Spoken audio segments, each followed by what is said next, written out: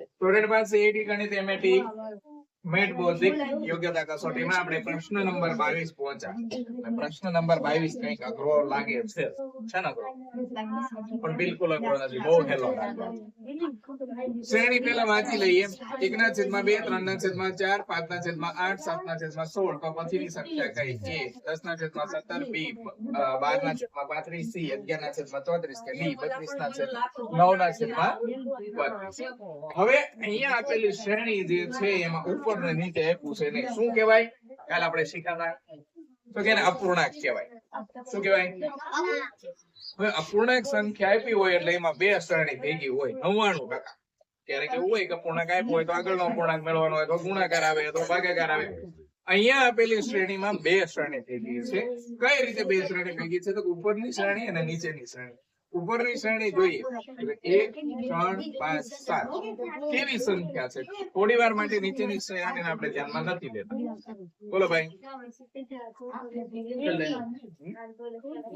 આપેલી સંખ્યા કેવી કહેવાય? બોલો ભાઈ, એકી સંખ્યા છે. 1 3 5 7. તો પછીની એકી સંખ્યા કઈ આવશે? 1 3 5 7. 7 પછી એકી સંખ્યા કઈ આવશે? બોલો ભાઈ, 9 આવશે. અહીંયા મૂકીએ આપણે 9. હવે નીચેની સંખ્યા તો કે નીચેની સંખ્યા 2 4 8 16 પછીની સંખ્યા કઈ? અહીંયા શું થતું દેખાય છે? તો શ્રેણી ચડતા ક્રમમાં છે.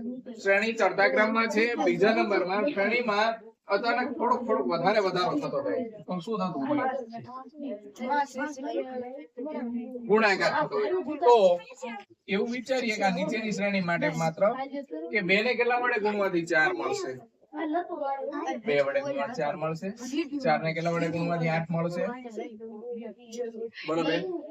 2 8 ને કેટલા વડે ગુણવાથી 16 મળશે.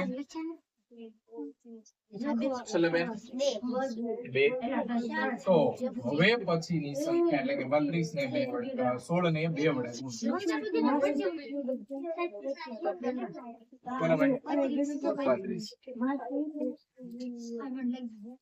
તો 9/32 એવો ઓપ્શન આપણને મળે છે. છે કોઈ ઓપ્શન? કયો ઓપ્શન? Option D 9/32.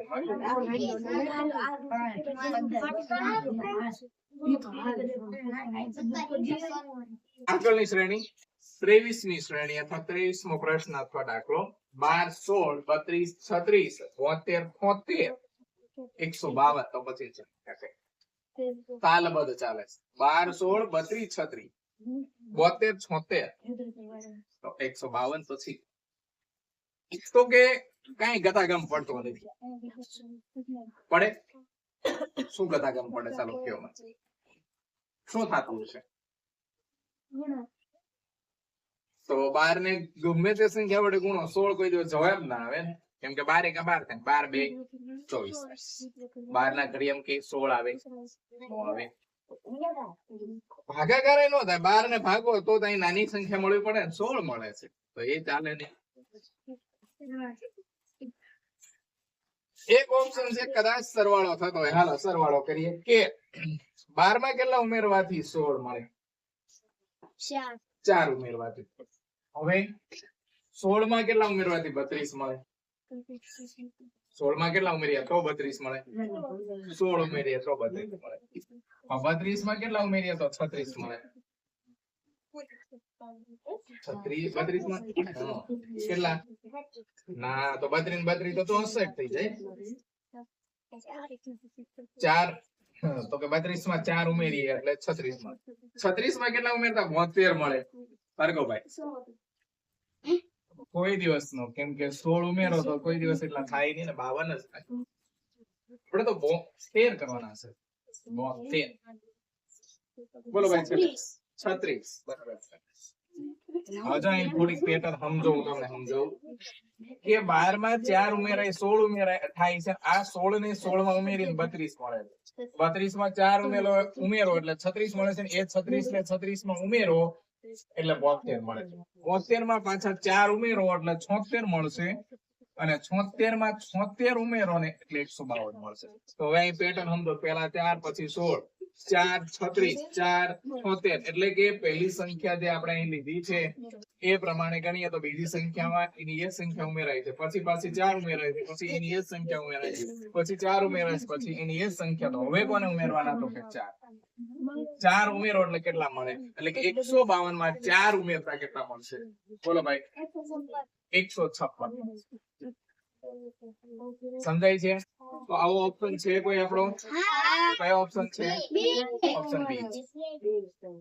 બીજો કઈ આઈડિયા તમને આવતો હોય તો બોલો. બીજો કોઈ નિયમ લાગુ પાડી શકાય ખરો?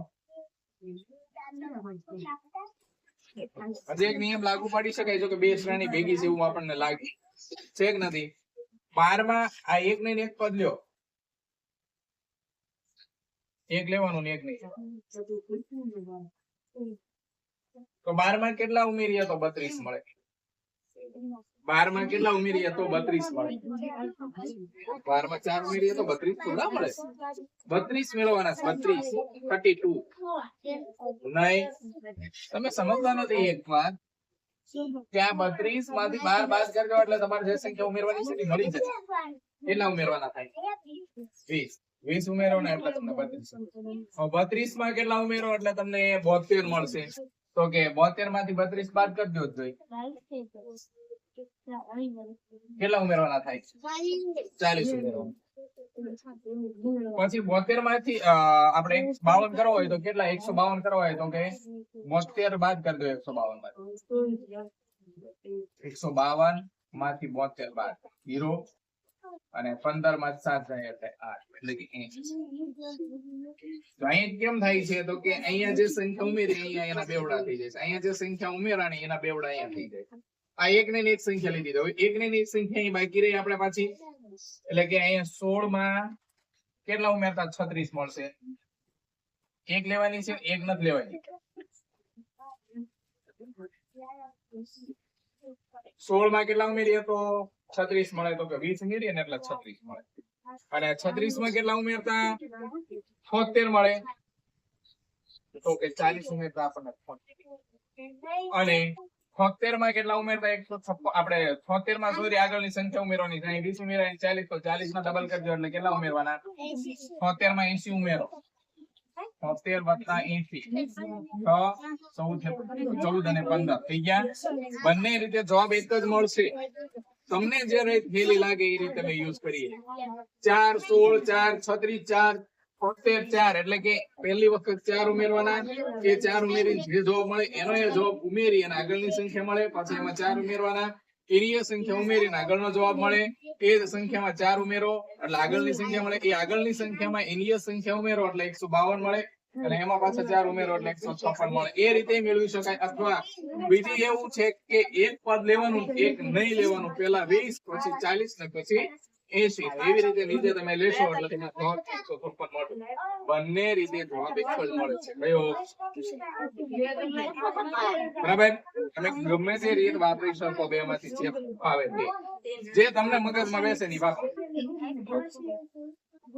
24મો પ્રશ્ન દાખલો અથવા શ્રેણી 6 24 12 16 18 ખોટી સંખ્યા કઈ અને 24. જવાબમાં શું આવશે? A 20 B 32 C 28 કે D 8. હવે અહીંયા આપેલી શ્રેણી મેં તમને અહીંયા આપી દીધું છે ને એટલે ખબર પડી જાય કે એક સંખ્યા લેવાની એક નહીં લેવાની.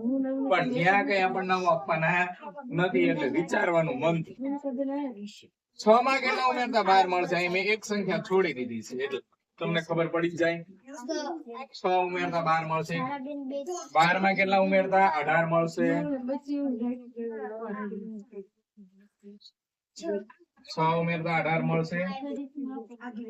અને 18 માં કેટલા ઉમેરતા 24 મળશે. 6 ઉમેરતા 24 મળશે. તો એક ને એક સંખ્યામાં આપણે સમાન સંખ્યા 6 નો ઉમેરો કર્યો.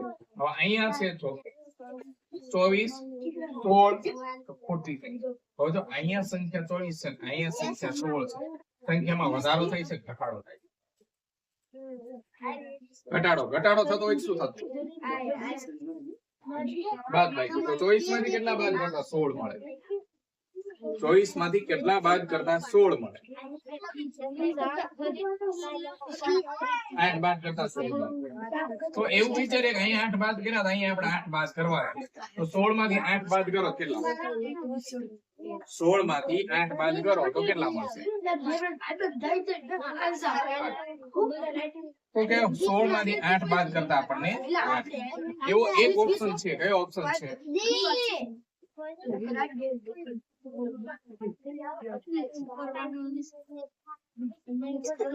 ત્યાર પછી આગળનો પ્રશ્ન શ્રેણી અથવા દાખલો 13 27 43 61 81 તો કઈ 13 27 43 61 81 તો ખોટી સંખ્યા કઈ શ્રેણી કયા ક્રમમાં છે પાછળ અવાજ નહીં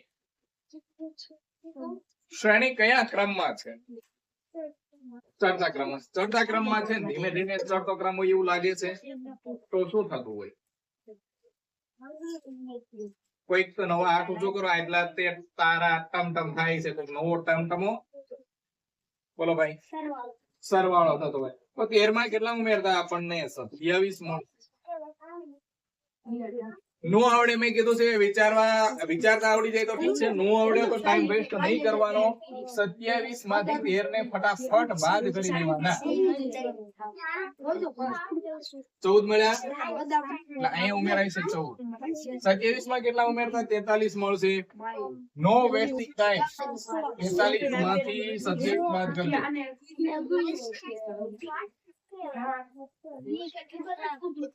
કેટલા મળે ભાઈ બેકી સંખ્યા મળી જોઈએ હજી એક સંખ્યાનો આપણે બાદબાકી કરીશું કેટલા મળે છે પેલા 16 પેલા 14 પછી 16 પછી 18 તો હવે કોણ હોય બેકી સંખ્યા છે ક્રમિક 14 16 18 20 61 માં 20 ઉમેરો એટલે 81 મળે હવે કઈ સંખ્યા લેવાની ઉમેરવા માટે હવે કઈ સંખ્યા લેવાની બોલો બેન 22 81 માં 22 ઉમેરો કેટલા એટલે 81 વત્તા 22 103 મળે છે કોઈ ઓપ્શન 103 વાળો કયો ઓપ્શન છે ઓપ્શન સી 103 સમજાય છે